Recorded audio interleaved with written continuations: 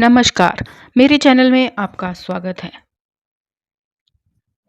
भगवान श्री कृष्ण, जिन्हें हम हजारों नाम से जानते हैं, जैसे श्याम, मोहन, कृष्ण, बंसीधर, गोपाल, गोविंद, कान्हा, कृष्ण, कन्हैया, लड्डू गोपाल आदि। इनमें से लड्डू गोपाल काफ़ी प्रसिद्ध है। लड्डू गोपाल कृष्ण जी के बाल रूप को कहा जाता है और अधिकतर हिंदू घरों में लड्डू गोपाल की पूजा की जाती है। उनकी पूजा को लड्डू गोपाल की सेवा कहते हैं। बिल्कुल एक नन्हे बालक की तरह ही इनके सारे कार्य किए जाते हैं। आप सभी के घर में भी अवश्य ही लड्डू गोपाल होंगे। इनकी मूर्ति को देखें तो इनके एक हाथ में लड्डू है। क्या आप जानते हो कि भगवान कृष्ण ने ये रूप क्यों धरा और क्यों उनका नाम लड्डू गोपाल पड़ा? आइए इसके पीछे एक कथा सुनते हैं।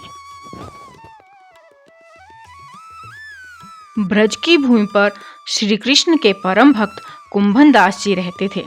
कुंभन दास जी हमेशा ही ठाकुर जी की भक्ति में लीन रहते थे। कुंभन दास जी पूरे नियम के साथ ठाकुर जी की सेवा करते थे। वह उन्हें छोड़कर कहीं नहीं जाते थे, ताकि ठाकुर जी की सेवा में विघ्न ना पड़े या कोई कमी ना रह जाए। कुंभन दास जी का एक पुत्र था, रघुनंदन। रघुनंदन बहुत ही सरल और भोला था। एक दिन वृंदावन से कुंभन दास जी के लिए भागवत कथा का न्योता आया। पहले तो उन्होंने मना कर दिया, परंतु बाद में लोगों के बहुत आग्रह करने पर वह जाने के लिए तैयार हो गए। परंतु मन में चिंता हुई, ठाकुर जी की सेवा कौन करेगा? फिर उन्होंने सोचा कि मैं सेवा की तैयारी करके जाया करूंगा और कथा करके वापस आ जाया करूंगा, जिससे भगवान का नियम भी नहीं टूटेगा। उन्होंने भोग बनाया और रघुनंदन को समझा दिया कि भोग तैयार है, तुम बस समय पर ठाकुर जी को थाली में भोग लगा देना। रघुनंदन को सब कार्य समझाकर कुंभन दास जी कथा के लिए चले गए। जब भोजन का समय हुआ तो रघुनंदन ने थाली में भोग परोसा और श्री कृष्ण की मूर्ति के सामने रख दिया।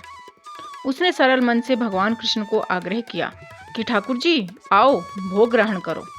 रघुनंदन इतना भोला भाला था, सोच रहा था कि ठाकुर जी स्वयं आकर अपने हाथों से भोजन ग्रहण करेंगे। पर उसने देखा कि खाना तो वैसे ही है, थाली भरी है भोजन से। यह देखकर रघुनंदन उदास हो गया और रोने लगा। रो रो कर वह कृष्ण से खाना खाने की प्रार्थना करने लगा। रघुनंदन को रोता देखकर श्री कृष्ण जी ने बालक का रूप धारण किया और भोजन करने लगे। भगवान कृष्ण ने पूरी थाली का भोजन खत्म कर दिया। यह दृश्य देखकर रघुनंदन अत्यंत प्रसन्न हो गया। रात को जब कुंभन दास जी लौटे तो उन्होंने पूछा, बेटा तुमने ठाकुर जी को भोग लगाया था? रघुनंदन ने कहा, हाँ पिताजी। जब कुंभन दास जी ने प्रसाद मांगा तो रघुनंदन ने कहा, ठाकुर जी ने सारा भोजन खा लिया। कुंभन दास जी ने सोचा, बालक है, भूख लगी होगी तो स्वयं ही सारा भोजन खा गया होगा। उन्होंने कहा, ठीक है, अब रोज का नियम हो गया। कुंभन दास जी थाली लगाकर जाते, रघुनंदन ठाकुर जी को भोग लगाता। जब पिताजी प्रसाद मांगते तो उत्तर मिलता कि ठाकुर जी ने सारा भोजन खा लिया। अब कुंभन दास जी को लगने लगा कि रघुनंदन झूठ बोलने लग गया है। एक दिन कुंभन दास जी ने लड्डू बनाकर थाली सजा दी और रघुनंदन को बोल दिया भोग लगाने को। स्वयं छिपकर देखने लगे कि क्या करता है पुत्र उस भोजन का। रघुनंदन ने रोज की तरह ही ठाकुर जी को पुकारा तो ठाकुर जी बालक रूप में प्रकट होकर लड्डू खाने लगे। यह देखकर कुंभन दास जी दौड़ते हुए आए और प्रभु जी के चरणों में गिर गए। उस समय कृष्ण जी के एक हाथ में लड्डू और दूसरे हाथ वाला लड्डू मुख में जाने को ही था कि भगवान एकदम से जड़ हो गए।